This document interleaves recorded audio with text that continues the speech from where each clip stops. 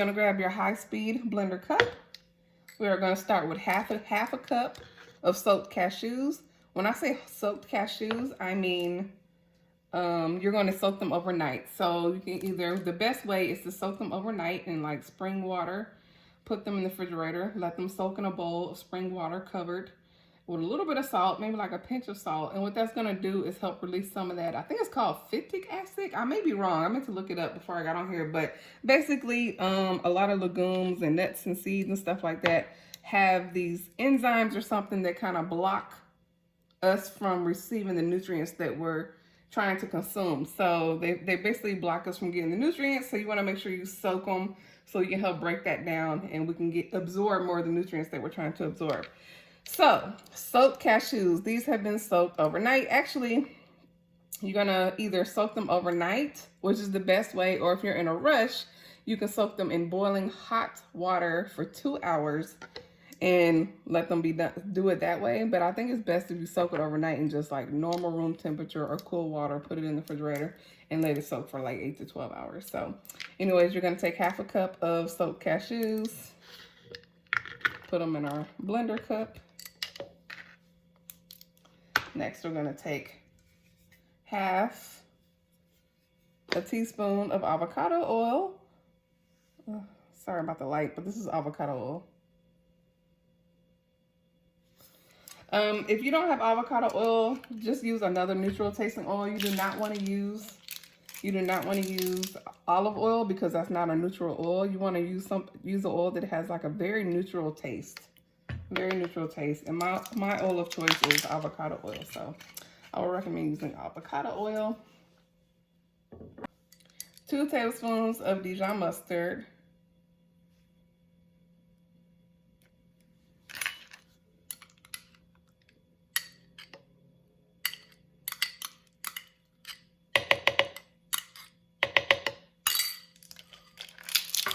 Okay.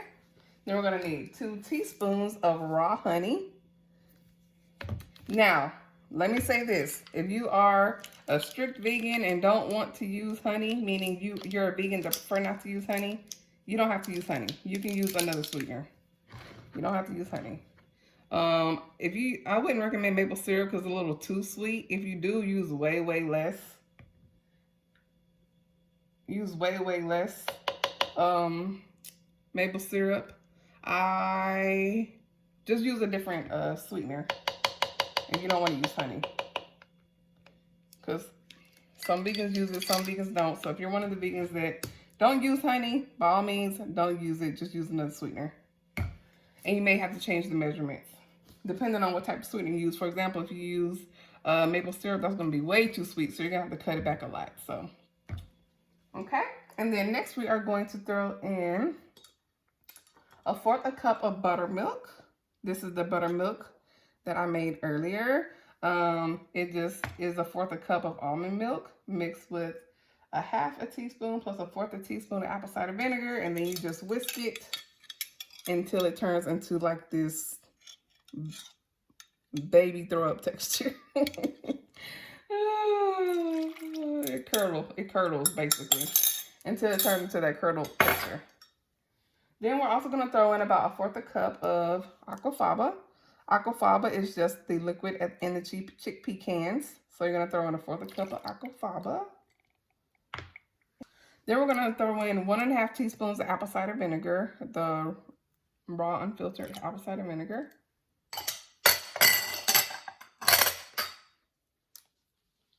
And then last but not least, we're going to do our seasonings. So here on our seasonings we have, okay, here we have our seasonings. So I'm going to use this as a pointer. So right here is going to be our onion powder. You're going to use 1/8 plus 1/4 teaspoon of onion powder.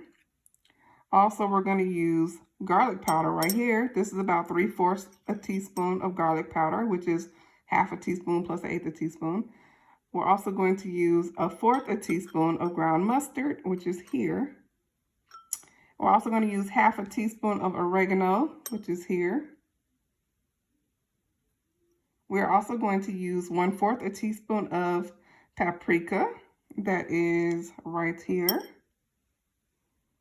1/4 teaspoon of paprika, followed by 1/2 teaspoon of black pepper, which is right here, and 1/16 of pink salt. So that's right here. That's a little bit of pink salt right there. And then 1/8 teaspoon of a black salt, which is over here. Now the black salt, this is what's going to give you that eggy texture, that eggy taste.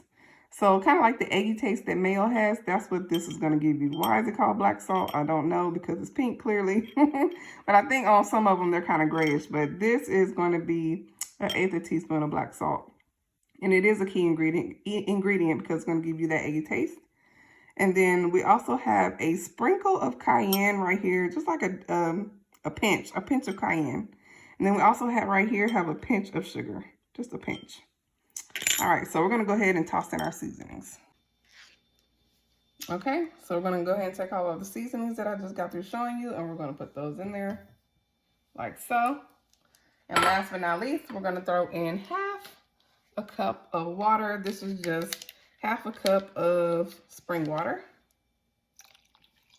And actually, I meant to just put in a little bit. Actually, I only like to use a little because sometimes it just depends on the texture. So start with a little bit. Don't pour the whole thing in there like I just did. Just see what you want your texture to be. But it does thicken as it sits in the refrigerator. So let's get to blending.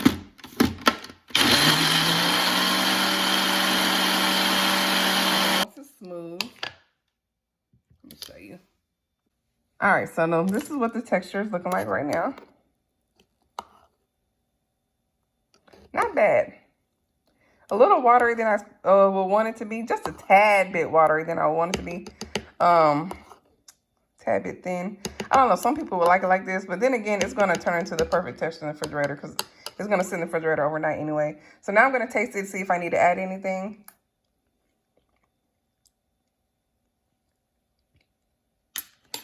Nope. I don't think I need to add anything. I am going to blend it up a little more so I can get a little more smooth though. So I'm just going to blend it up some more until it's as smooth as I want it to be.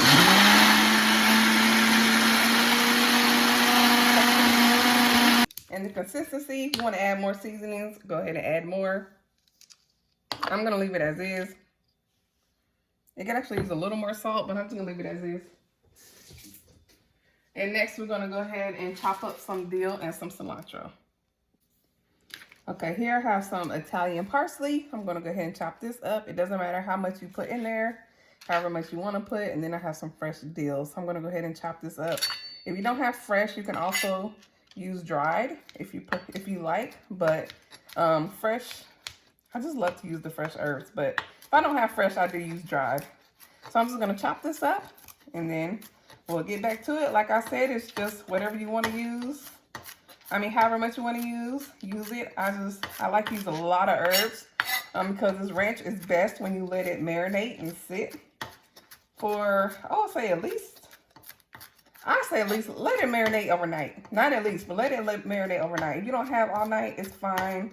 If you can marinate for at least 4 hours, that would be great. But it's really going to bring out all the flavor when you let it sit there and marinate. So I'm just going to chop up the rest of this dill and this parsley, and then we're going to finish this off.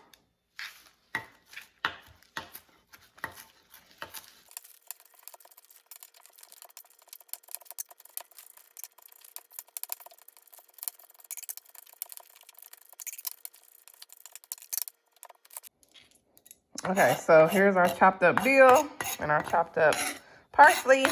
Like I said, you can use however much you want to use, but I like to use what I consider a lot. So let's go ahead and take our container. I'm going to put it in a mason jar. You definitely want to store it in an airtight container.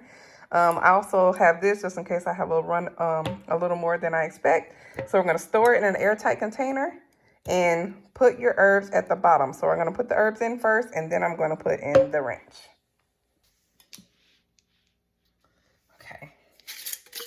Now, if you use dried herbs, you don't have to put it in at the bottom. You can just pour it in there at the top if you want to. But pouring it in at the bottom, if you have fresh herbs, is going to let you have more control over it when mixing it well. You don't want it to overflow, so. All right. So here we have our herbs in the bottom. And then I'm going to take our ranch.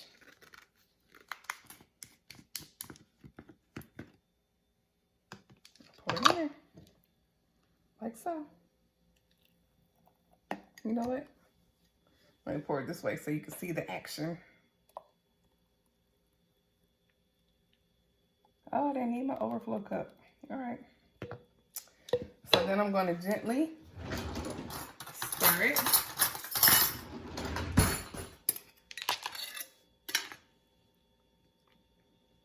You just want to gently stir the herbs in there until they are well mixed.